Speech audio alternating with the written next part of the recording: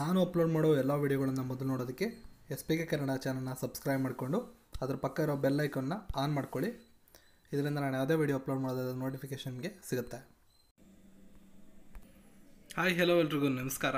SPK Kannada YouTube ಚಾನಲ್ಗೆ ನಿಮಗೆ ಸ್ವಾಗತ. ಸೊ ಇವತ್ತಿನ ಉದ್ಯೋಗ ಸುದ್ದಿಯನ್ನು ನೋಡೋದಾದರೆ ಪ್ರಮುಖವಾದ 3 ಉದ್ಯೋಗ ಸುದ್ದಿಗಳು ಇವತ್ತು ನೋಡ್ಬೋದು. IDI ಬ್ಯಾಂಕ್ನ ನೇಮಕಾತಿ, ONGCಯಲ್ಲಿ ಉದ್ಯೋಗಾವಕಾಶ ಹಾಗೂ ಸಿವಿಲ್ ಜಡ್ಜ್ ನೇಮಕಾತಿ ಜೊತೆಗೆ ಸ್ಟಾಫ್ ಸೆಲೆಕ್ಷನ್ ಕಮಿಷನ್ನ ಉದ್ಯೋಗ ಸುದ್ದಿಗಳನ್ನು ನೀವು ಇವತ್ತು ನೋಡ್ಬೋದು. ಇದರ ಡಿಸ್ಕ್ರಿಪ್ಷನಲ್ಲಿ ಇದರ ಲಿಂಕ್ ಇದೆ, ನೀವು ಡೌನ್ಲೋಡ್ ಮಾಡ್ಕೋಬೋದು. IDBI ಬಗ್ಗೆ ನಾನು ಮೊನ್ನೆ ವೀಡಿಯೋದಲ್ಲಿ ನಿಮಗೆ ತಿಳಿಸಿದ್ದೀನಿ. ಸುಮಾರು 920 ಹುದ್ದೆಗಳು ಬಾಕಿ ಇದೆ. ಎಕ್ಸಿಕ್ಯೂಟಿವ್, ಅಸಿಸ್ಟೆಂಟ್ ಮ್ಯಾನೇಜರ್ ಮತ್ತು ಸ್ಪೆಷಲಿಸ್ಟ್ ಕೇಡರ್ ಆಫೀಸರ್ 3 ಹುದ್ದೆಗಳು, 3 ವಿಭಿನ್ನ ಹುದ್ದೆಗಳು. ಎಕ್ಸಿಕ್ಯೂಟಿವ್ 300, ಅಸಿಸ್ಟೆಂಟ್ ಮ್ಯಾನೇಜರ್ 500 ಮತ್ತು ಸ್ಪೆಷಲ್ ಕೇಡರ್ 120 ಹುದ್ದೆಗಳು. ಅದರಲ್ಲಿ ಈ ಒಂದು ಅಸಿಸ್ಟೆಂಟ್ ಮ್ಯಾನೇಜರ್ ಹುದ್ದೆಗಳಿಗೆ ಯಾವುದೇ ಪದವಿ ಆಗಿರ್ಬೋದು 60% ಅಂಕಗಳನ್ನು ಪಡ್ಕೊಂಡಿರಬೇಕು ಮತ್ತು ವಯೋಮಿತಿ 23ರಿಂದ 28 ಇರಬೇಕು. ಅದೇ ರೀತಿ ಎಕ್ಸಿಕ್ಯೂಟಿವ್ಗೆ ಯಾವುದೇ ಪದವಿ 50% ಅಂಕಗಳು 20ರಿಂದ 25.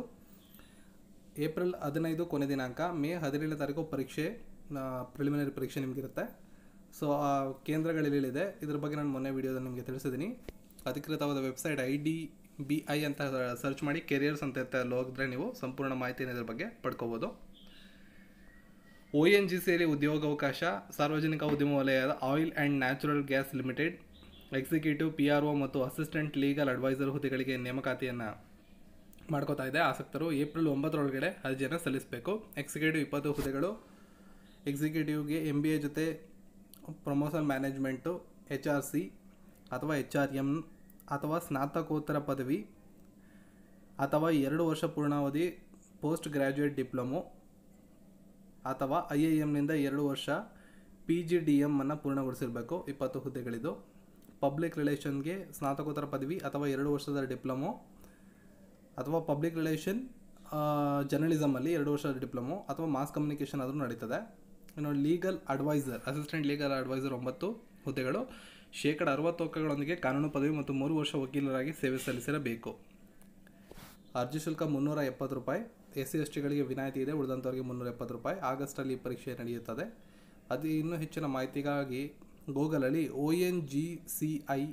ONGC ಇಂಡಿಯಾ ಅಂತ ಟೈಪ್ ಮಾಡಿದ್ರೆ ನಿಮಗೆ ಸಂಪೂರ್ಣ ಮಾಹಿತಿ ಸಿಗುತ್ತೆ. ಏಪ್ರಿಲ್ 9 ಕೊನೆ ದಿನ ಅರ್ಜಿಯನ್ನು ಸಲ್ಲಿಸೋದು.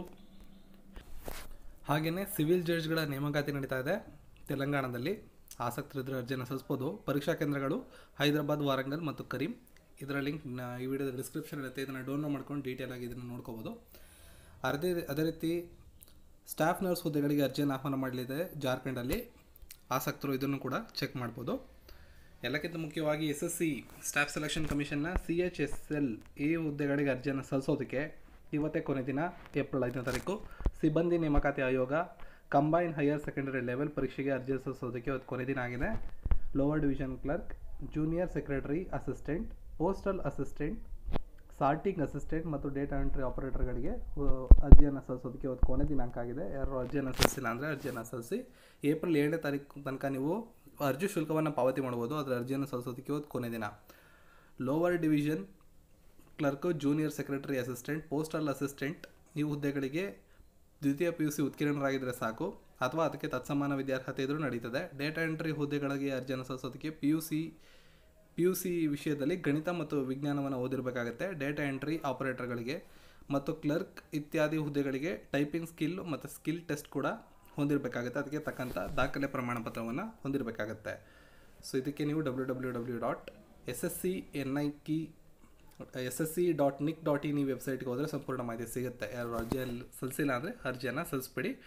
ಇನ್ನು BWSSP ಬ್ಯಾಕ್ಲಾಗ್ ಹುದ್ದೆಗಳಿಗೆ ಅರ್ಜಿಯನ್ನು ಸಲ್ಲಿಸೋದಕ್ಕೂ ಕೂಡ ಇವತ್ತು ಕೊನೆ ದಿನ. ಯಾರು ಅರ್ಜಿಯನ್ನು ಸಲ್ಲಿಸಿಲ್ಲ ಅಂದರೆ www.ssp.gov.in ಹೋಗಿ ಬ್ಯಾಕ್ಲಾಗ್ ಹುದ್ದೆಗಳಿಗೆ ಅರ್ಜಿಯನ್ನು ಸಲ್ಲಿಸೋರಿದ್ದರೆ ಸಲ್ಲಿಸ್ಬೋದು.